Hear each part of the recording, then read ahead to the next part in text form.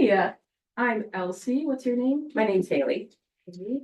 First, I want to thank you for coming in today. Can I get you anything to make you a little bit more comfortable while being here? I've got a blanket back here. I think I'm okay. Thank you though. Perfect. All right. Well, I'll start by saying that everything that you tell me here today is going to be entirely confidential. It's not going to leave this room unless I feel like you're going to harm yourself or others. Fair enough. Like a plan. Cool. You ready to get started? Sure. Yeah. All right. So what's your reason for seeking treatment today?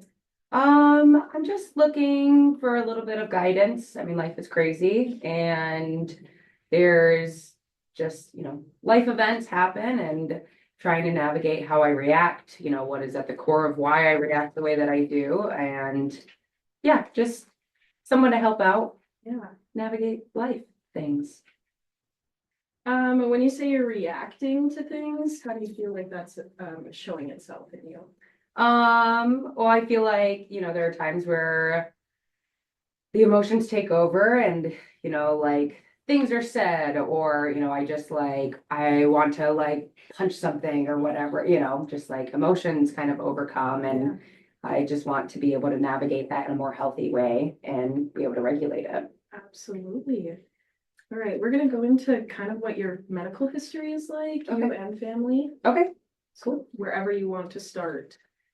Let's see. The first thing that comes to mind is that my grandmother died of heart failure when I was pretty young. I think I was in 6th grade. So that's definitely in the family. On my dad's side, yes, that was on my mom's side. Okay. On my dad's side, both my dad, my uncle, who's his identical twin, me, and my little brother have a history of kind of like random blackouts,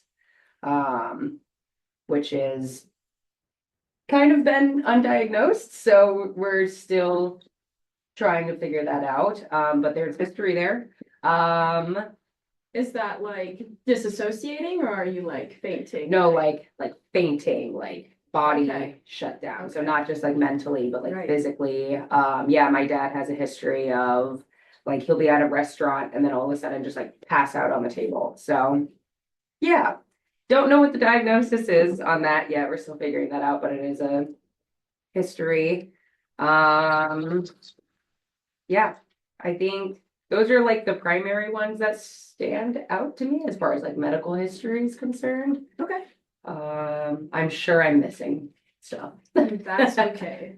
We don't need to get it all today. Okay. Yeah, if you figure out anything else or feel like you have more to add, we can always add it later. Okay, great. Perfect. So now we're gonna go into like family mental health history. So any kind of mental health symptoms that you think your family has had that could have been passed down to you would be great. Oh yeah. Yeah, I mean anxiety for sure, depression for sure. It's kind of been everywhere or someone specific.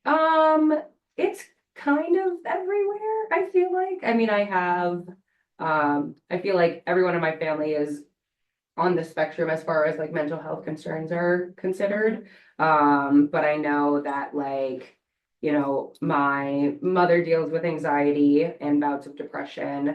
My father is not nearly as open about talking about that, but I can expect there's some stuff going on. There's a trend of addiction that runs in my family that has not fully not been.